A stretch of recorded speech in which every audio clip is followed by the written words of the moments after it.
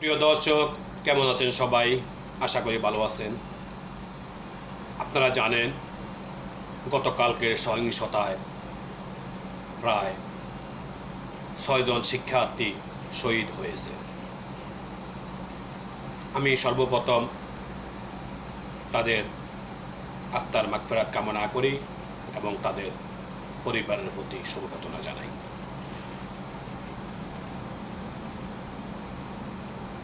আপনারা জানেন এ পর্যন্ত আমাদের দেশের প্রধান বা দেশ পরিচালনাকারী যারা আছেন, দেশের বুদ্ধিজীবী যারা আছেন, কেউ এখনো এ বিষয়ে কোনো বিবৃতি দেন নাই।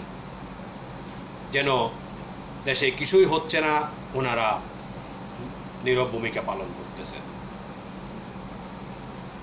আপনারা জানেন গতকালকে যে ঘটনা ঘটেছে, ঘটার পরে গতকালকে আমাদের দেশের বিশ্ববিদ্যালয়গুলো অনির্দিষ্টকালের জন্য বন্ধ ঘোষণা করেছে। আমার প্রশ্ন হলো, তাহলে এতদিন কেন বলেন নাই, এতদিন কেন করেন নাই? তাহলে তো হয়তো এই যে 6টা তাজা প্রাণ হয়তো বা চলত না। আমি আশ্চর্য হলাম গতকালকে একটা নিউজ দেখে।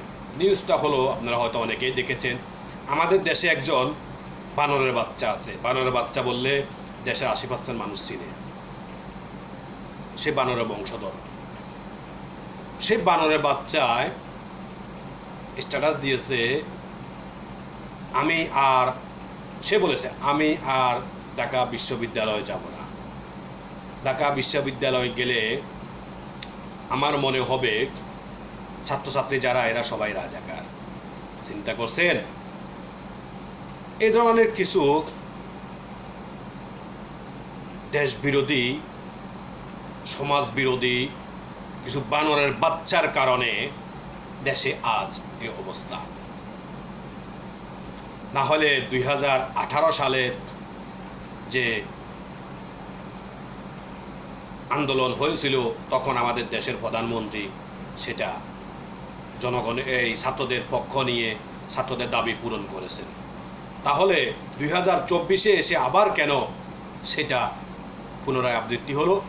এ ধরনের কিছু বানরের বাচ্চার কারণে সেটা কোর্টে গিয়েছে, আদালতে গিয়েছে।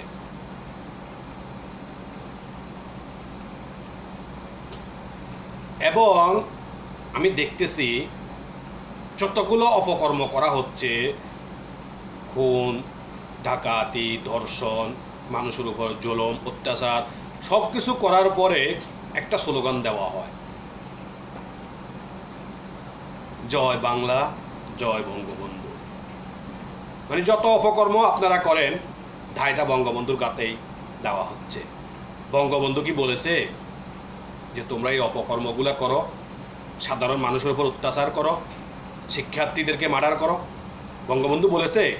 আমার প্রশ্ন। বঙ্গবন্ধু শেখ মুজিবুর রহমান আমার দেশের গর্ব, এবং ওনার সাথে আরও যে 4 নেতা আছেন, এবং প্রেসিডেন্ট জিয়াউর রহমান সহ, মাওলানা ভাসানী সহ, শেরে বাংলা একে ফজলুল হক, আরও যারা আছেন, সবাই এনারা আমাদের দেশের গর্ব। বাংলাদেশের পতাকা, লাল সবুজের পতাকা যতদিন থাকবে ততদিন এনাদের নাম সোনার হক করে লেখা থাকবে। তাহলে এই অপকর্মগুলো করার পরে স্লোগানটা কেন দেওয়া হয়? আর যদি বঙ্গবন্ধু শেখ মুজিবুর রহমান যদি জীবিত থাকতো, তাহলে তিনি প্রতিবাদ করত। আমি প্রধানমন্ত্রী শেখ হাসিনাকে বলতে চাই, বঙ্গবন্ধু শেখ মুজিবুর রহমান আপনার আব্বা। ওনার সম্মান সর্বপ্রথম ধরে রাখার দায়িত্ব আপনার। আপনি ওনার মেয়ে। আমি আশা করব অন্তত আপনি এটা বলে দেবেন, ভবিষ্যতে তোমরা অপকর্ম করে আমার বাবার নাম নেবে না, ভালো কোনো কাজ করে আমার বাবার নাম নাও। আমি আশা করব সেটা, যদি আপনি আপনার বাবার প্রতি শ্রদ্ধা রাখেন, ভালোবাসা যদি আপনার থাকে। ক্ষমা করবেন যারা দেশের প্রধান বড় বড় মাথা তাদেরকে নিয়ে কথা বলছি। ভুল হতে পারে, আমি মানুষ, মানুষ মাত্রই ভুল। যদি ভুল হয় ক্ষমা করে দেবেন।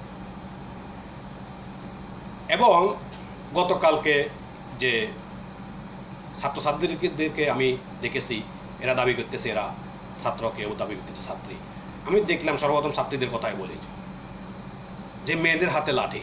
আমি এদেরকে মেয়ে বলবো না, এরা হচ্ছে মহিলা। কারণ এক একটার বয়স 30-এর উপরে চলে গিয়েছে। এদের জীবনের অর্ধেক বয়স হয়তো শেষ, জীবন থেকে হারিয়ে গেছে। এরা হয়তো ধারণা করতেছে এরা 1000 বছর আয়ু নিয়ে দুনিয়াতে আসছে, এখান থেকে 30-40 বছর চলে গেলে কিছুই হবে না, এরা মনে হয় সেটাই ভাবতেছে। এই মহিলাগুলো যদি উপযুক্ত সময় তাদের বিবাহ হতো, তাদের ছেলে মেয়েরা হয়তো আজ এই পদে থাকতো, ছাত্রছাত্রী হতো। আমার প্রশ্ন হলো, এরা যদি ছাত্রী হয় তাহলে এই 8-9 বছরের 10 বছরের যে ছাত্রছাত্রী যারা আছে তারা কি? তাদেরকে বলবেন বাচ্চা? তারা যদি বাচ্চা হয়, নুরানি মাদ্রাসা বা ফ্যামিলি স্কুলে যে ছেলে মেয়েগুলো পড়ে তারা কি? এই ছেলে মেয়েগুলা মানে, এবং আবার ছেলেদের কথাও বলি যারা ছাত্র বলে, এদের এক একটার বয়স আমার বাপ চাচার বয়স হয়ে গেছে। এরা যদি সমমত বিবাহ করতো, এদের ছেলে মেয়ে আমার বয়সে থাকতো। এরা আদু ভাই, এক একজন দেখা গেছে এক একটা ক্লাসে 8-10 বছর পরে আছে। শুধু কি জন্য? এদের একটা ক্ষমতার জন্য, কিছু টাকার জন্য এরা নিজের আখের গোলাচ্ছে।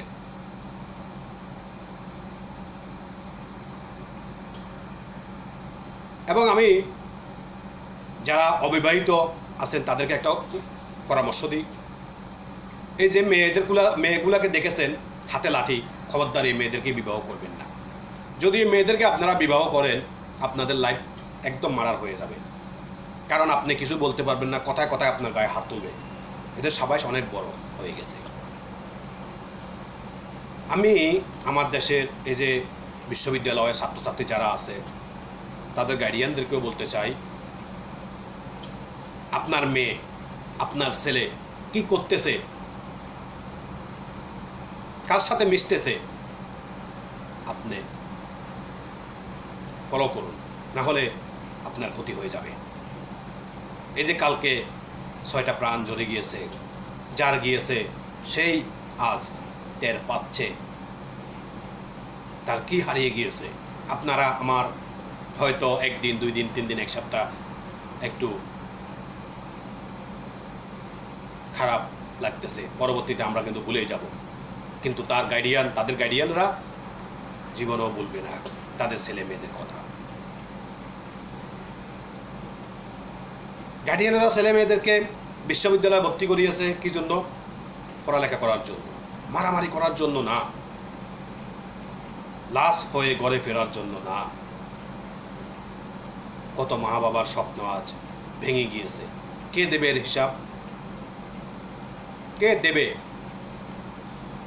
এখন পর্যন্ত কোনো এটা সুরা হচ্ছে না, কোনো সুরাও হচ্ছে না।